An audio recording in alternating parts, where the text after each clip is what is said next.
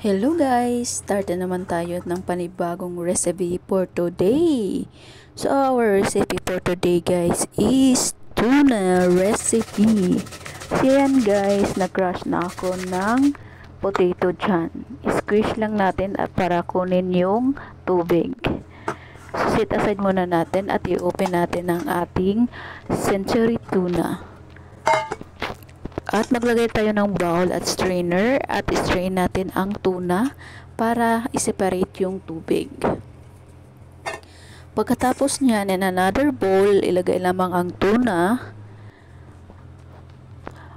para i-mix natin ang lahat ng mga ingredients. Naglagay na din ako dyan ng onion, carrots, at yung potato. At pagkatapos, onion leaves, isang itlog, salt, pepper, at chili powder. At naglagay din ako dyan ng chicken powder guys. At 1 cup flour, 1/2 cup cornstarch, at i-mix lamang mabuti guys hanggang sa wala ng harina at para mag-absorb siya sa lahat ng mga ingredients.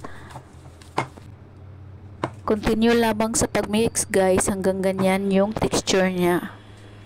Tapos pag-prepare kayo ng frying pan para sa lutuan ng ating tuna. I-brush lamang ang oil. At kapag wala kayong mold guys, pwede kayong maggamit ng sandok or kung anong pwedeng press dyan para maporma siya ng circle.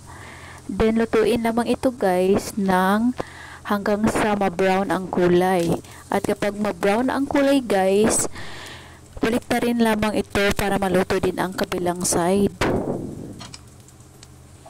Tapos lutuin din yung iba. Habang niluluto yung iba guys, lutuin na din natin yung iba para mas madali ang ating ginagawang pagluluto. So kapag naluto na yan guys, ilipat lamang natin yan sa malinis na plato. Yan guys, huwag nyo hayaan na guys na ma-overcook. So ulitin lang natin ang procedure dyan guys para matapos natin lutuin ang ating mga ingredients yung mga niluluto natin guys. So yan guys, balik na rin hanggang maluto. So yan na guys ang ating tuna patty.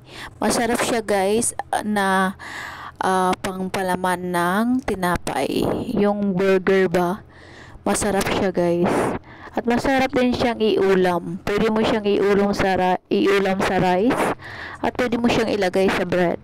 So yan guys, na-prepare ako for sauce. Ketchup lang at saka mayonnaise ang aking ginamit dyan. Yung parang Thousand Island, pero hindi na ako naglagay ng black pepper. Mayonnaise lang at saka ketchup. Masarap na siya guys. So yan na guys ang ating recipe for today, tuna patty. So guys, sana nagustuhan nyo ang aking video for today and thank you for